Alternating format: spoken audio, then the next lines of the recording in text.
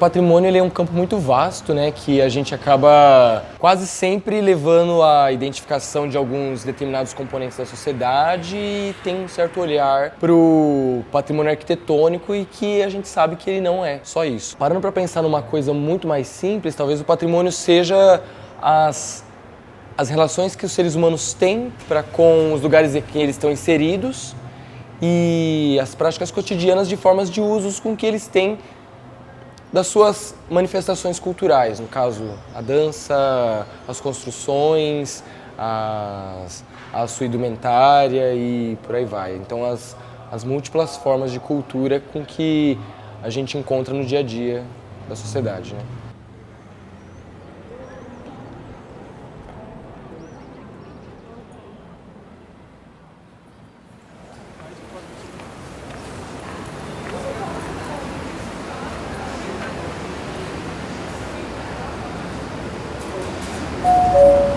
Próxima estação, Terminal Corinthians Itaquera.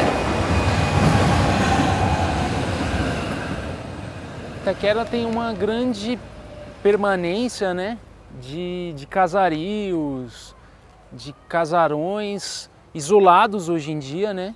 Eles não conformam pares ou conjuntos, eram utilizados como casa de veraneio, casa de pouso, eram utilizados nos finais de semana e a maioria deles, pelo que a gente consegue apurar pela arquitetura, são da década de 20, década de 30.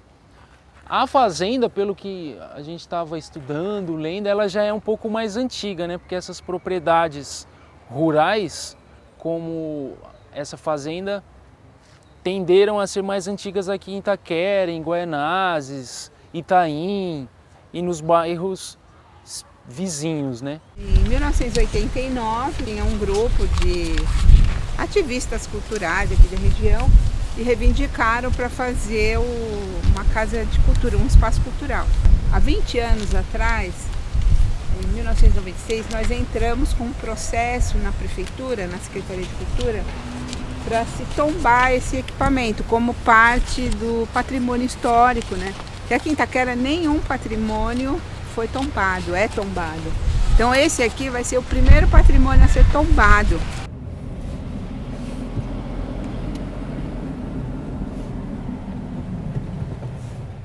O interessante desse bem aqui é que é aquele patrimônio fechado em si, isolado de toda a comunidade, de toda a vida urbana, de toda a vivência cultural de um território.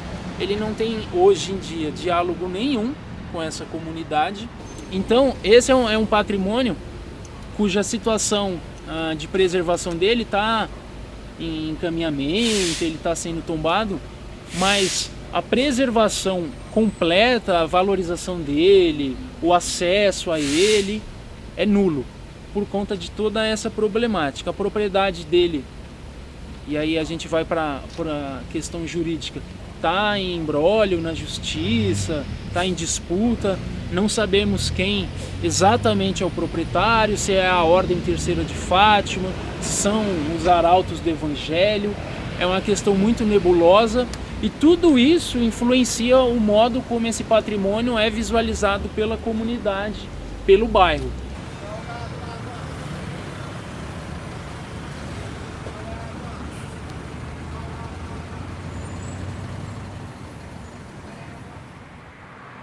Tinha a estação ali que foi demolida e essa casa foi a única parte que restou da rede ferroviária.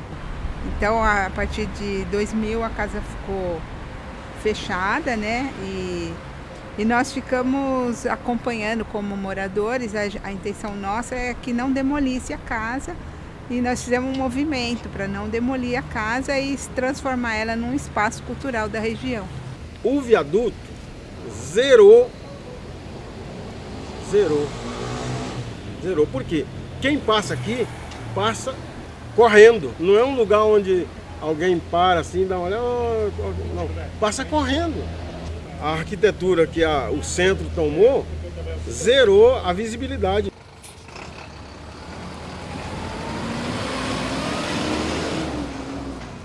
Entre século XVIII e século XIX, essa região pertencia à Ordem do Carmo, a Ordem dos Padres Carmelitas. E essas terras eram deles. E eles celebravam missas na fazenda. Onde que era essa fazenda? Onde hoje é o Parque do Carmo. E a população que vivia na região ia toda para lá. Minha família sempre pertenceu a essa igreja também. Minhas tias foram filhas de Maria aqui, meus tios foram congregados marianos. Desde 1940, 1930, que minha família chegou em Itaquera, se participa aqui. Então, eu me interessei, né, em pesquisar mais sobre a história, da onde veio, como surgiu essa igreja, como surgiu o bairro, e aonde eu comecei a pesquisar as fotos antigas, documentos, um pouco da história local. A gente acaba descobrindo um pouco mais da gente, né? Então, eu acho que é importante a gente se apropriar da nossa história.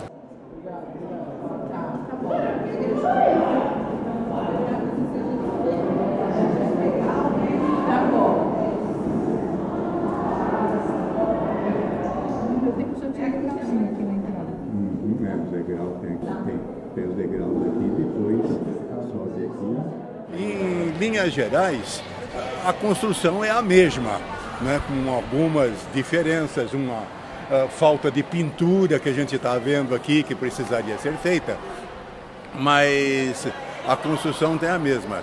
E o que eu notei também aí foi a falta dos alunos darem continuidade ao grupo teatral, porque era o grupo teatral Samuel Campelo, e a gente tanto apresentava peças teatrais aqui dentro do colégio, como fora, em teatros fora. Existem diferentes formas também de encarar a discussão do patrimônio cultural dentro da sala de aula. E, particularmente para a prefeitura municipal, isso parece que já tem um certo andamento, principalmente por ser um pouco mais aberto o currículo e ter uma formação dos professores, né? A gente sabe que nas GEIFs há uma formação complementar para os professores, enquanto nas ATPCs das escolas estaduais, elas infelizmente acabam não sendo um fator de formação para os professores, uma formação continuada, o que não propicia com que esses professores eles possam ter uma formação continuada, uma melhor vivência, uma melhor compreensão tanto dos alunos como da comunidade que está ao redor da escola, né? Os responsáveis, os pais, as mães, a família, o líder religioso de determinada igreja, o comerciante e por aí vai. Quando eu ingressei aqui como diretora, o estado do teatro era precário e nós tínhamos outros problemas, como telhado e algumas coisas assim. Eu fui aluna desta escola e voltei como diretora depois.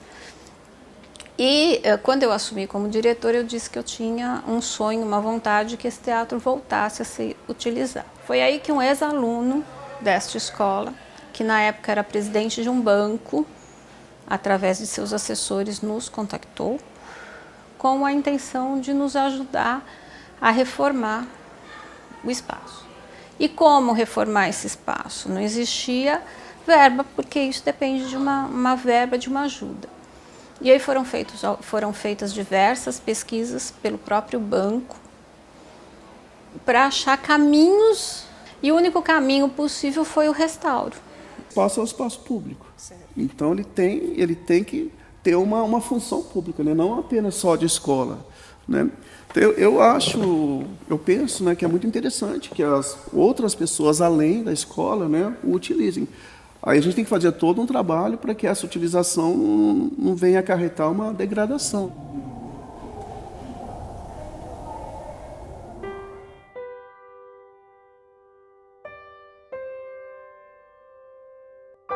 Com a peça O Casamento no Escuro, eu não conheço ninguém, eu não namoro com ninguém, como é que eu vou casar? Não interessa, você vai casar. Eu não vou casar com ninguém, não. Não, vai casar sim.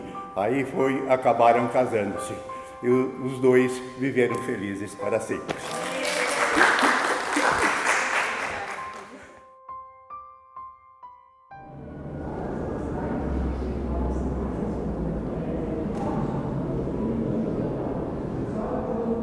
E a história da igreja, assim, ainda mais eu como negro, né? Uma igreja que nós sabemos que foi construída pelos escravos, né? Então, saber que hoje eu resido num lugar onde os meus ancestrais construíram, né? E num tempo triste, né, da nossa história, infelizmente, até triste da própria igreja também, né, no qual eles não eram dignos, né, de participar do mesmo culto que os brancos. Mas eu louvo a Deus por essa igreja, porque eles não podiam participar lá, mas eles tinham aqui, então eles podiam recorrer a Deus em algum lugar, né? Então, assim, faço uma parte bem pequena dessa história, né? Mas essa igreja é de 1802, né? Patrimônio histórico da nossa cidade.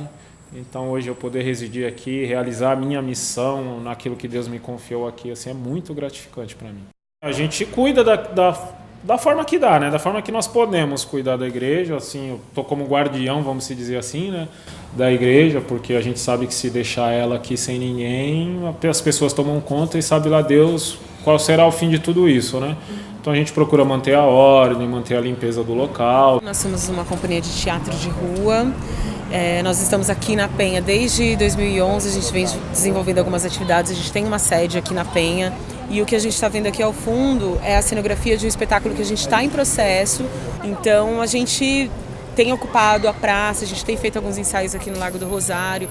A importância da gente voltar aqui e apresentar um outro trabalho também é essa, porque a gente tem pensado muito as ações de aproximação com o público aqui da Penha, desse local que a gente escolheu para estar, para habitar.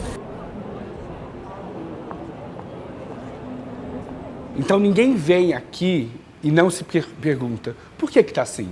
De quem que é? Quem é o dono? Por que está sendo usado para isso e não para aquilo? Então, a impressão é que a pessoa sai daqui com perguntas. Por isso que a gente entende a Vila Mariazinha como uma questão. Ela é essa vida o tempo todo vazando na gente, assim. Então, para nós é muito interessante ter um lugar que não é estável, que está ameaçado, e isso é para a gente e para quem vem. Essa textura que vocês estão vendo na parede, a gente que lixou até chegar nela, então é a pintura original na medida que a gente conseguiu chegar na base da lixa, né? Telhado, tudo está como... A gente nunca fez nada aqui, né? Tudo está como a gente encontrou. E a gente tentar ao máximo não intervir. Vocês podem ver que mesmo essas varas de luz, elas estão presas em presilhas que você tira, não tem nada fixo. Se você quiser deixar tudo zerado, é que como a gente estava nesse momento, não o 19 em cartaz, estavam outros grupos, então por estar com mais coisa de luz do que costuma estar. Então o Histeria, desde o começo, ele tinha essa proposta de ser uma peça que acontece num patrimônio histórico, e nessa experiência a gente pensou que o espaço poderia ser parte fundamental desse jogo. Eu moro aqui na vila desde que eu nasci, na verdade. A minha mãe já está aqui há mais de 30 anos. A família da minha mãe sempre foi do bairro. E minha mãe conseguiu comprar uma casa aqui em 85, mais ou menos. E então eu moro aqui desde que eu nasci. E eu então não tenho noção do que é morar em outro lugar, na verdade. Então eu sei prestigiar o que todo mundo sabe reconhecer, que é a tranquilidade do lugar. É um lugar silencioso, apesar de ter se transformado um pouco ultimamente por conta de festas que a gente tem mais na parte do fundo da vila. Mas assim, enquanto lugar para morar é completamente singular.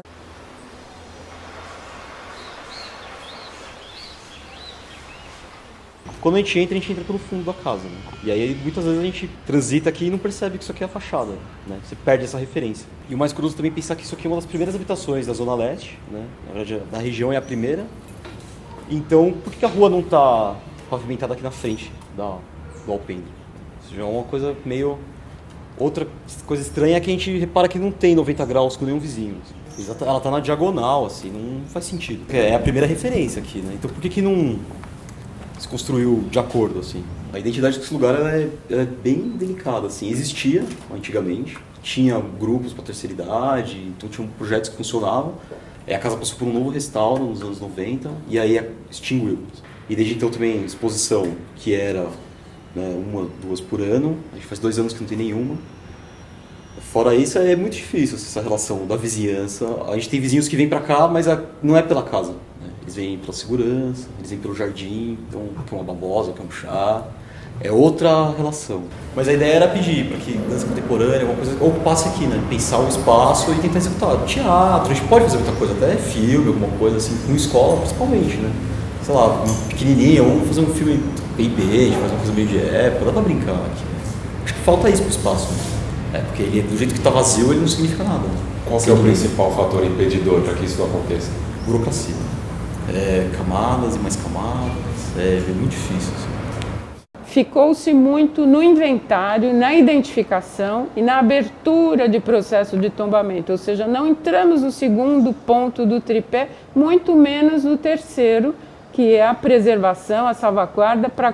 Por isso a gente precisa de instrumentos financeiros.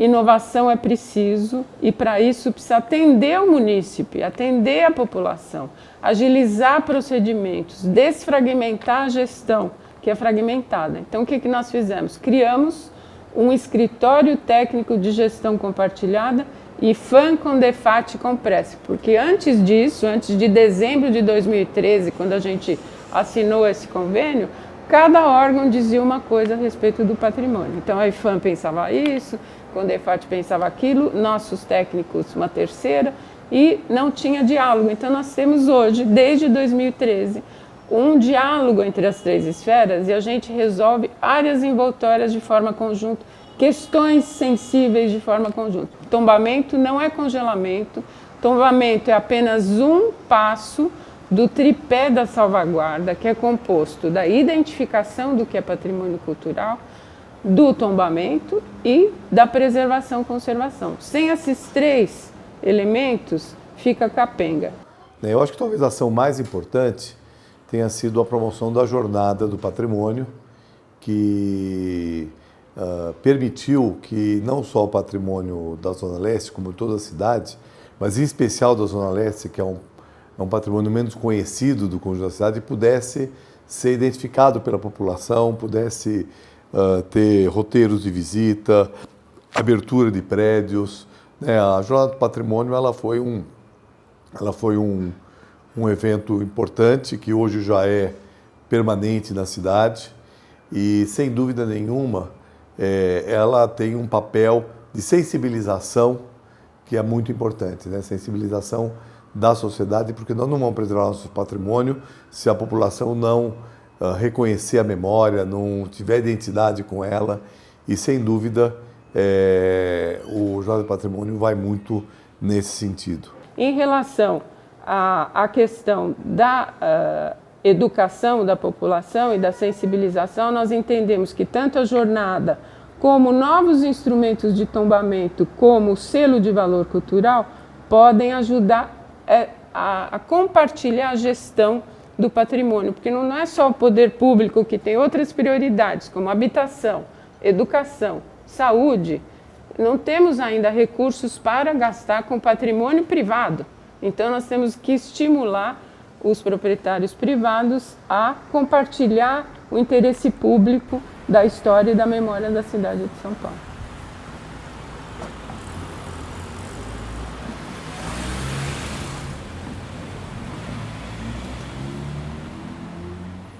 Esse é um patrimônio que a necessidade de tombamento se viu no risco que o patrimônio corria, né? Foi justamente veio como salvaguarda. Existe uma exploração das agências imobiliárias em falar da existência desse local. E você vê que o uso é limitado, né? Que dificilmente alguém consegue fazer algum tipo de atividade aqui, de fazer a visita. É mais no sentido de existir do que no sentido de usar. Acho que acaba virando um atrativo para a própria especulação imobiliária, já que eles não podem ocupar essa área aqui, então toda a área lindeira serve de... O sítio aqui acaba sendo uma espécie de... venha morar perto do sítio, né? Do parque. Uma estratégia de venda. Talvez algumas décadas atrás você pudesse falar em especulação imobiliária em relação ao patrimônio arquitetônico, realmente quando os órgãos foram criados, no final dos anos 60, início dos anos 70, os órgãos estaduais e municipais, etc. Porque havia realmente um ritmo muito intenso, né? E não havia muitos mecanismos de proteção do patrimônio. Então, o que acontece? O patrimônio sentiu muito a intensa metropolização da cidade. Isso não é especulação, aí que tá. Eu acho que não dá para colocar como especulação. é o processo de crescimento da cidade, onde há necessidade, efetivamente, e para isso precisa haver meios, não é, de proteger aquilo que a cidade, o Estado, o país entende como importante para si, do ponto de vista do desenho da cidade ou da arquitetura. As pessoas não sabem, o sítio do Capão fica na zona leste da cidade, né? E parece que a zona leste é desprovida de interesse histórico-cultural.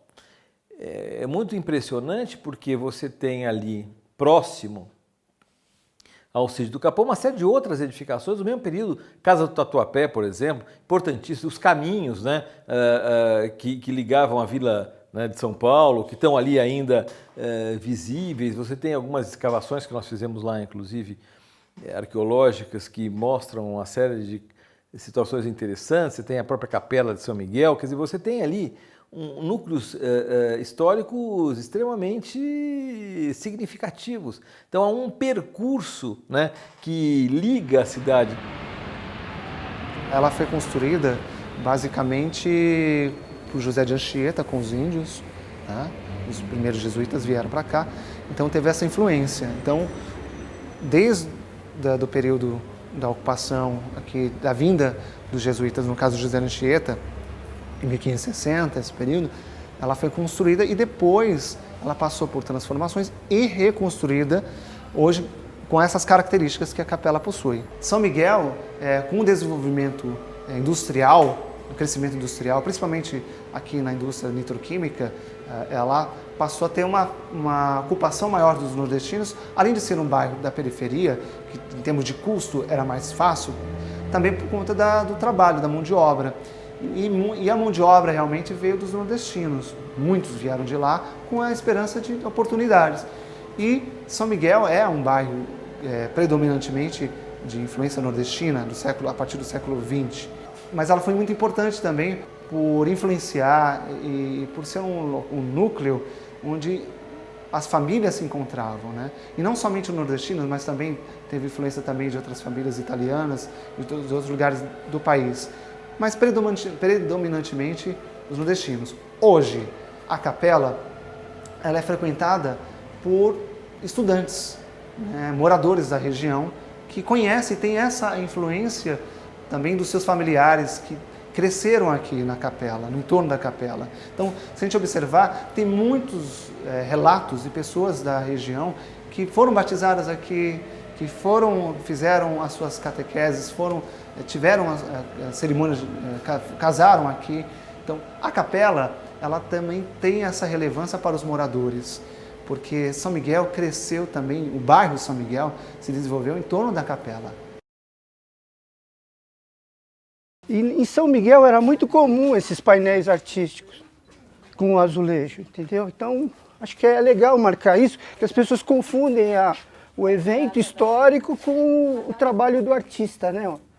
Carlos Mancini, 1952. Porque Mário de Andrade, quando ele vinha visitar a Capela de São Miguel para fazer os trabalhos com o Luiz Sá, ele passava por aqui, ficava, andava a cavalo, enfim, aí as famílias iam se encontrando. O loteamento onde eu vivo hoje, um pouco mais acima, era da família Penteado. Então aí eram chácaras, né, de fim de semana. Então São Paulo, com a expansão do café, as famílias iam se reunindo em volta do Tietê, nas chácaras, e essa aqui, por ser a capela, né, das Carmelitas, ganhou uma certa importância e a família se apropriou da área e retratou, né, fez uma homenagem ao monumento. Isso aqui poderia ser transformado num local de convívio para o bairro, uma casa de cultura? Como que você acha que isso poderia dialogar com o tombamento do local? Então essa é a esperança de todos, né, que um equipamento venha a educar as pessoas, a dar importância para o monumento, né, que ele está aqui como testemunha do tempo e das pessoas que cuidaram disso até hoje. Ele chegou nesse estado, né, que precisa ser levado adiante para futuras gerações. Agora, qual a melhor maneira, como que isso vai se dar, a forma, a função do espaço, tem que ser esse convívio entre a comunidade do entorno e o equipamento cultural proposto para adaptar o imóvel hoje.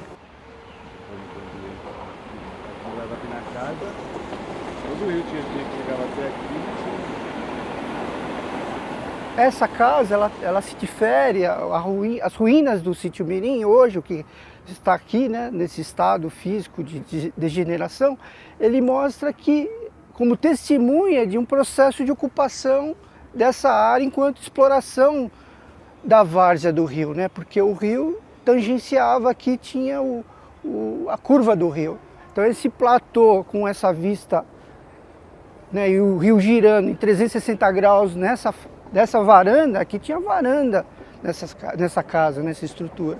Então era um mirante, observando a área e o entorno para controlar essa circulação em volta da casa, né? Então a área original se estendia além do rio e quase até a avenida, a antiga São Paulo-Rio, não é? Quando eu comprei aqui, eu fui um dos primeiros que comprei terreno aqui nessa área, que não tinha nada. Ele já estava assim. Aí depois eles colocaram luz, mas aí o pessoal roubou tudo. E aí vem isso aí. Agora tem uns 2 anos que cercaram, mas quer colocar banco, quer fazer isso, fazer aquilo, mas só fizeram a grade e não fizeram mais nada. Pois é, São Paulo tem essa característica, né, de desafiar, né? Porque são vários agentes querendo algo lutando para dominar aquele espaço de uma forma. Então as pessoas que ocuparam essa área aqui lateral ao patrimônio, elas compraram o lote, né? Elas são proprietárias. Então elas têm essa relação de pertencimento com a vizinhança. Os que estão à parte mais alta, eles precisam de transporte, a parte de baixo também, eles estão ilhados, né, pela linha férrea.